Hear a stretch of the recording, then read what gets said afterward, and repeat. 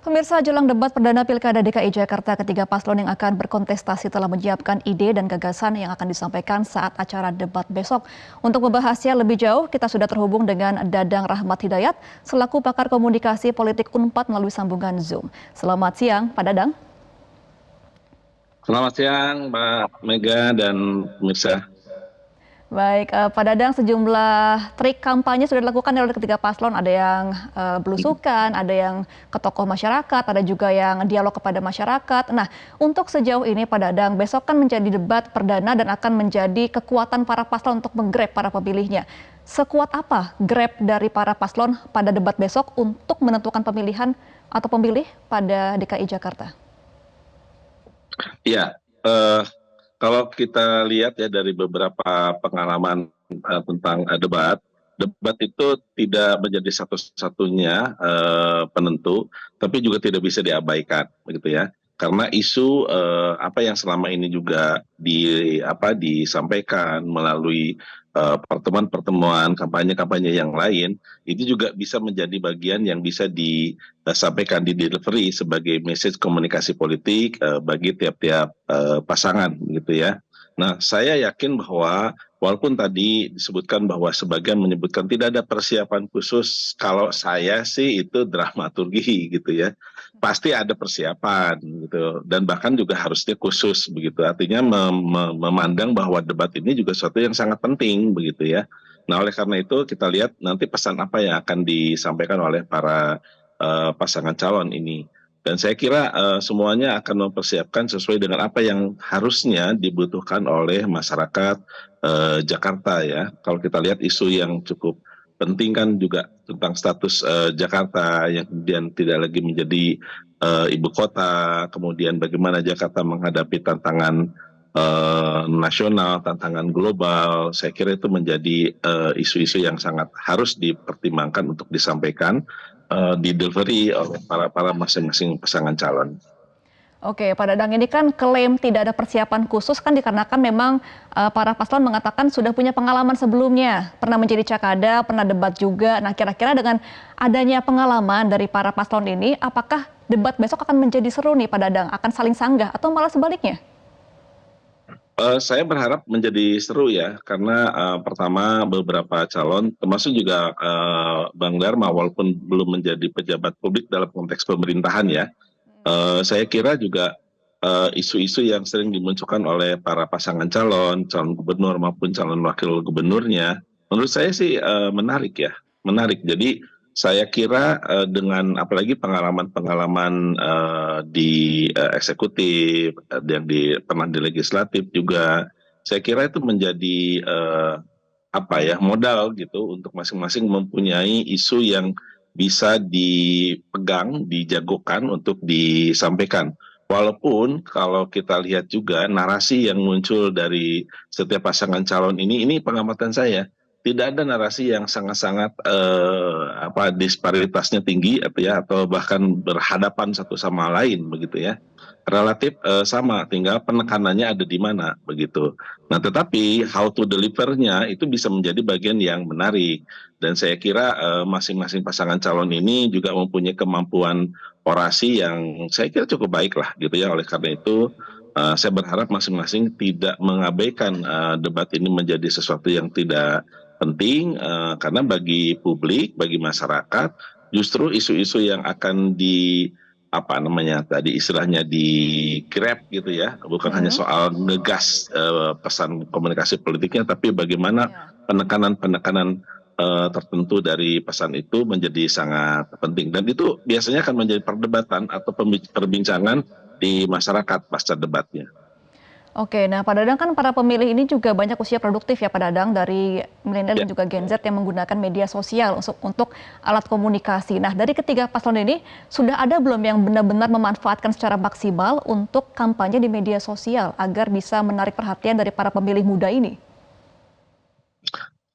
Saya kira seimbang ya, mereka memanfaatkan semuanya begitu ya, apalagi kita tahu juga bahwa penonton televisi masih cukup banyak, tapi juga diskusi-diskusi di media sosial itulah justru yang bisa, jadi pasca debat ya, pasca debat pembicaraan itu akan muncul, bahkan nanti kita juga bisa melihat, bisa menganalisis kecenderungan pembicaranya seperti apa, bahkan mungkin saja di media sosial nanti kita bisa menentukan atau bisa menganalisis pasangan mana yang banyak disebut, pasangan mana yang kemudian dipandang unggul gitu ya. Nah ini tidak bisa diabaikan. Saya kira eh, apalagi kalangan muda ya yang sangat familiar dengan media sosial ini akan menjadi aktor ya yang cukup penting di dalam sebelum atau pasca debat. Oke, ini kan juga ada aturan yang ditegaskan oleh KPU ya Pak Dadang mengenai tidak boleh adanya singkatan ketika debat. Tapi kan sebenarnya singkatan ini kan bahasa yang lebih mudah ya untuk anak-anak muda. Sesignifikan apa sih pengaruhnya untuk menggunakan singkatan dan tidak juga lebih ke substansinya untuk debatnya?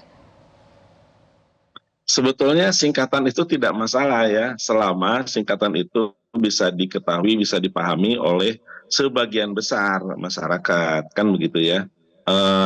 Tidak dijadikan singkatan itu sebagai trik gitu ya untuk menyatakan bahwa saya yang tahu tentang singkatan itu, kan begitu. Saya kira tidak mencoba untuk mengelabui dengan tidak hanya singkatan sebetulnya ya, tapi istilah-istilah lain ya, yang misalnya istilah asing, bahkan mungkin istilah yang tadi ya slang-slang tertentu yang hanya diketahui oleh komunitas tertentu, masyarakat tertentu, masyarakat adat tertentu barangkali. Saya kira itu saya sepakat untuk dihindari ya kalau itu sebagai tricky begitu. Tapi sebagai istilah yang memang perlu banyak diketahui oleh siapapun gitu ya, saya kira itu nggak masalah begitu ya singkatan. Dan istilah asing atau istilah yang jarang dipakai oleh masyarakat umum. Kalau lihat dari calon-calon ini kan sebenarnya calon-calon yang bahasa saya apa ya seumur ya. Hmm. Bahasanya seumur, mereka kan seumur calon-calonnya kan gitu, jadi frame of reference-nya gitu ya atau bahkan field of experience dari masing-masing pasangan calon ini saya kira so-so lah gitu ya, sama sehingga bahasa di antara para calon ini adalah bahasa yang saling mereka pahami begitu. Oke, nah gerakan coblos tiga paslon ini kan juga masih ada menggema di media sosial ya Pak Dadang ya. Nah kira-kira bagaimana sih cara efektif para tiga paslon ini untuk berkomunikasi kepada para pemilih agar tidak golput dan juga menentukan pilihannya di pilkada nanti? Ya, gerakan coblos ketiganya ini kan sebetulnya tidak hanya bicara soal mereka kan gitu, bukan soal ketiga calon itu, tapi juga bagaimana proses ketiga calon itu menjadi kan begitu. Ini artinya butuh effort yang sangat berat, cukup kuat gitu dari ketiga paslon, dan saya kira masih ada peluang gitu ya untuk memberikan atau mendeliver ya pesan-pesan yang sangat kuat kepada siapapun, termasuk yang misalnya ya tadi ya gerakan untuk mencoblos ketiganya ya, lakukanlah seoptimal mungkin, apalagi ini debat pertama ya. Kalau dalam sebuah liga itu baru liga awal begitu ya, liga awal.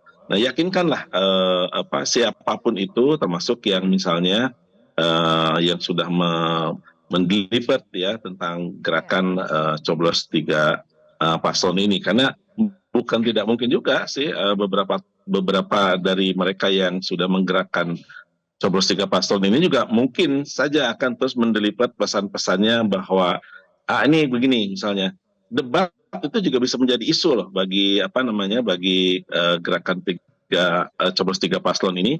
Kalau misalnya tidak ada yang signifikan, tidak ada yang sangat kuat untuk mereka yakini berubah pikiran gitu. Jadi oh udah sama aja lah, nggak ada masalah, nggak ada masalah yang sangat kuat. Oh juga kelihatannya begitu saja. Nah itu bisa jadi isu yang kontraproduktif gitu ya bagi ketiga calon gitu ya, untuk meyakinkan kelompok-kelompok tadi yang ingin mencoblos tiga paslon itu. Oke, total jumlah debat Jakarta kan ada 3 ya Pak Dadang dalam kurun waktu 1,5 bulan ke Ya. depan ini. Kira-kira untuk 3 kali debat ini bisa nggak dimanfaatkan untuk para 3 paslon ini untuk memaksimalkan kampanye mereka? Saya kira bisa ya, karena magnitud DKI salah satu daerah yang magnitudnya tinggi untuk bisa dilihat. DKI masih DKJ ya. Jakarta masih Mm-mm. daerah yang sangat orang banyak kepentingan, orang banyak memperhatikan begitu ya. Di samping mungkin ada satu dua beberapa daerah lain yang juga diperhatikan oleh publik nasional begitu ya, termasuk juga oleh media nasional kan begitu. Bahkan termasuk juga pembicaraan-pembicaraan nanti di ruang media sosial secara nasional pula. Jadi bukan hanya di wilayah DKI saja. Saya kira debat yang 3 kali ini bisa dimanfaatkan betul oleh ketiga calon. Ya tentu di antara debat itu nanti diiringi dengan kampanye-kampanye berupa kunjungan-kunjungan langsung ke kantong-kantong suara. Oke, nah Pak Dadang, ini kan mereka selain untuk belusukan dan juga ketemu ke tokoh-tokoh masyarakat, ada juga yang menemui beberapa komunitas ya Pak Dadang, seperti ada yang ke komunitas budaya Betawi, ada yang ke pecinta hewan, dan lain-lain. Nah, untuk trik-trik kampanye seperti ini tuh masih efektif nggak sih? Saya kira masih ya, walaupun tidak, ya tentu masing-masing komunitas itu kan punya punya efek suaranya, elektoralnya kan juga tidak tidak besar. Tapi kalau digabung gitu ya, saya kira itu penting. Ya, menurut saya sih jangan pernah mengabaikan ya komunitas tertentu, apalagi misalnya komunitas yang mampu mendelivery sebuah pesan yang kontraproduktif.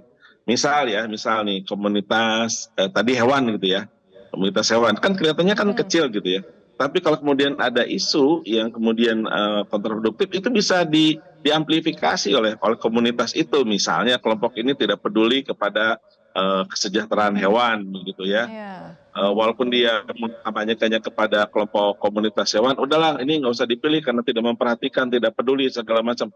Tapi amplifikasinya ini bisa ke komunitas-komunitas yang lainnya, gitu ya. Jadi saya kira ketika pasangan calon menghubungi atau mengunjungi komunitas-komunitas tertentu, selama itu juga produktif, ya saya kira jangan jangan dianggap remeh gitu ya, atau Hmm. bahkan menolak komunitas tertentu untuk diterima gitu ya, untuk bertemu dengan mereka. Ya di samping tentu sebetulnya kan dalam konteks sekarang ini kan mereka yang mengunjungi ya kebanyakan Iya. begitu. Jadi jangan pernah diabaikan loh komunitas-komunitas itu, walaupun sekecil apapun, bahkan seolah-olah isunya tidak menarik gitu, isunya Hmm. itu tidak penting seolah-olah. Nah, justru dalam konteks seperti ini bagaimana mereka memarginalisasi isu-isu tertentu ini juga bisa menjadi bagian yang bisa dimanfaatkan oleh lawan, pasangan lawannya begitu ya, bahwa misalnya kelompok itu tidak terlalu peduli dengan masalah-masalah yang sifatnya kecil sekalipun. Iya, yang penting efektif ya Pak Dadang. Baik, kita akan nantikan bagaimana Ya, ya serunya debat perdana besok di Pilkada Jakarta. Terima kasih Pak Dadang Rahmat Hidayat selaku pakar komunikasi politik Unpad sudah berbagi insight. Selamat kembali beraktivitas Pak Dadang. Jelajahi cara baru mendapatkan informasi. Download Metro TV Extend sekarang.